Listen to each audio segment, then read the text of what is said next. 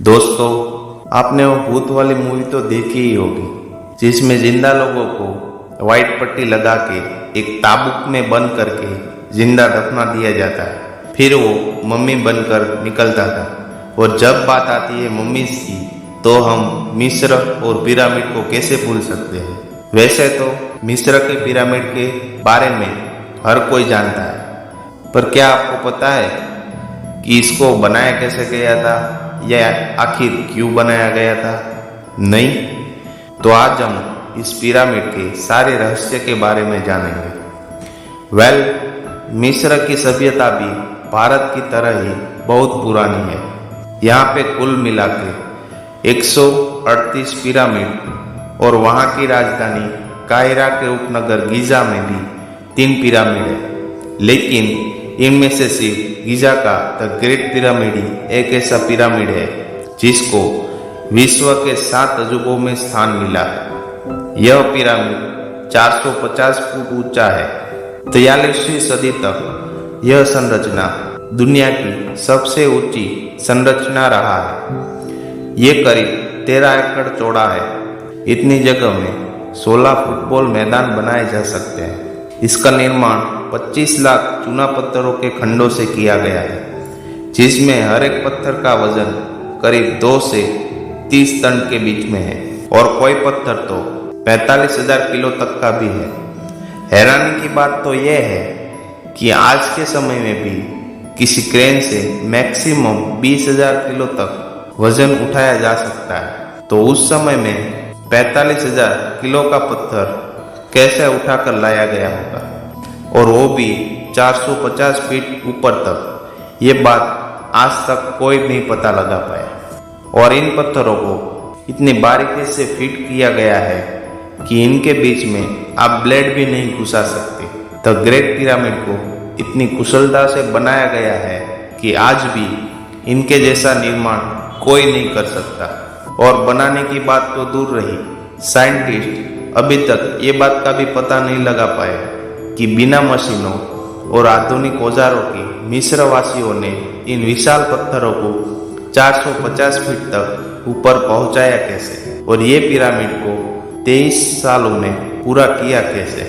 मशहूर pyramid Shastri Ivan Eddington ने हिसाब लगा के बताया कि 23 वर्षों में अगर ये काम पूरा करना है तो हजारों मजदूरों को साल के 365 दिनों में हर दिन करीब 10 घंटे काम के दौरान हर एक दूसरे मिनट में एक पत्थर को लगाना होगा, तब जाके ये काम इतने टाइम में पूरा हो सकता है। पर क्या ये संभव है?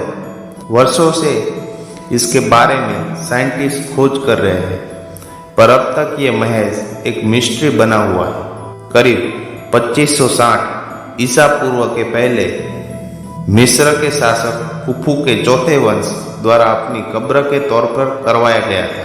गीजा के ग्रेट पिरामिड में कुल कितने तहखाने या गुप्त कमरे हैं, इसके बारे में कोई नहीं जानता। लेकिन अभी तक की रिसर्च में इनमें से केवल 3 तहखाने मिले हैं। पहला आधार तहखाना, दूसरा राजा का तहखाना और तीसरा रानी का तहखाना।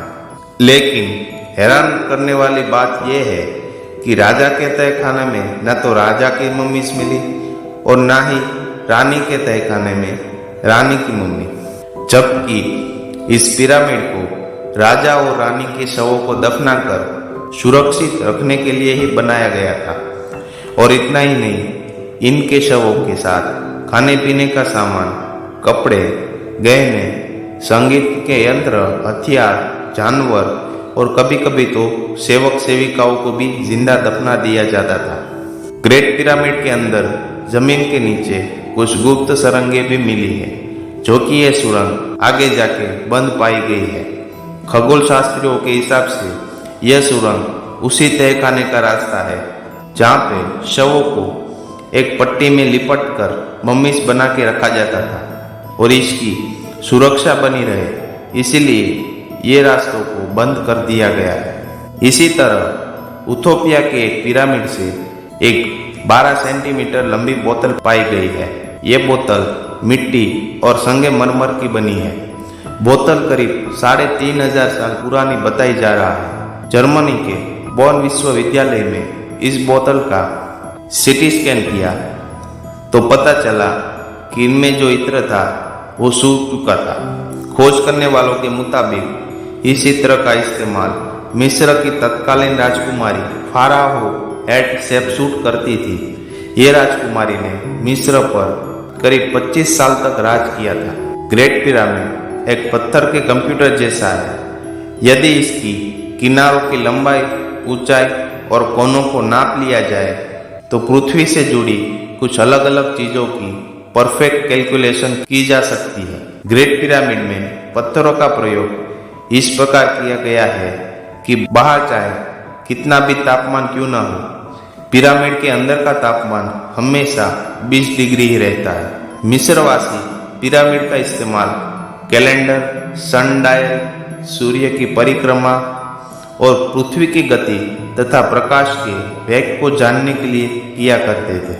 और मिस्रवासी मानते थे कि पिरामिड की मध्यम में बैठने से उसको रोग से छुटकारा मिल सकता है, क्योंकि पिरामिड की टोच पर जब सूर्य का तेज पड़ता है तो पूरे पिरामिड में ऊर्जा उत्पन्न होती है और इसकी वजह से लोगों के रोग भी दूर होते थे।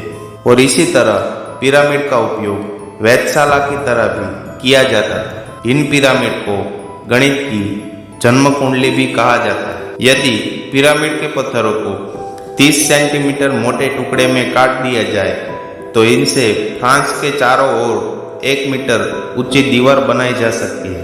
ग्रेट पिरामिड इतना बड़ा है कि इसको चांद से भी देखा जा सकता है। सोलर वॉट म्यूजियम 1954 में जब गिजा पिरामिड के आसपास खुदाई की गई तब वहां से एक बोट मिली थी जो खुदाई के वक्त थोड़ी टूट गई थी, लेकिन दोबारा से इसका निर्माण करके गिजा पिरामिड के पास वाले सोलर वॉट म्यूजियम में इसे स्थापित किया गया है। ये नाव देवदार की लकड़ी से बनी और 3000 साल पुरानी बताई जा रही है। डंडेरा का प्राचीन मंदिर मिस्र के डंडेरा नाम की जगह पर एक प्राचीन मंदिर है जिसे मिस्र वासियों ने अपने भगवान हथोर के लिए बनाया था। इस मंदिर की दीवार पर कुछ ऐसे चित्र बने हुए हैं जो प्राचीन मिस्र में बिजली की उपस्थिति होने का संकेत देता है। आप इस चित्र को ध्यान से देखेंगे तो पता चलेगा कि एक आदमी कुछ बल्ब जैसी चीज को पकड़कर बैठा हुआ है और दूसरा आदमी अपने सर के ऊपर इस चीज का वजन उठाता दिख रहा है और इसके आखिर में एक फूल जैसा लगा हुआ है और साथ में वायर जैसा लगा हुआ है जो एक पेटी में जाता हुआ दिख रहा है, जो आज के टाइम में एक बल्ब और कनेक्टर जैसा है। आप सोचिए कि 3000 साल पहले भी मिस्र ने बिजली की खोज कर ली थी। इस चित्र की वजह से इस मंदिर को लाइट कॉम्प्लेक्स के नाम से भी जाना जाता है। ग्रेट स्फिंक्स ऑफ गिजा गिजा का महान स्फिंक्स, जिसे आमतौर पर गिजा के स्फिंक्स के रूप में भी जाना जाता है। ये एक ऐसा काल्पनिक प्राणी है जिसका शरीर शेर और मुंह मानव जैसा है। माना जाता है कि यह स्फिंक्स मिस्र के पिरामिड की सुरक्षा करता था। अब पुरातत्वविदों को इसके नीचे से कई सुरंगों का एक जाल मिला जिसके नीचे अनमोल खजाने के होने का अनुमान लगाया गया है।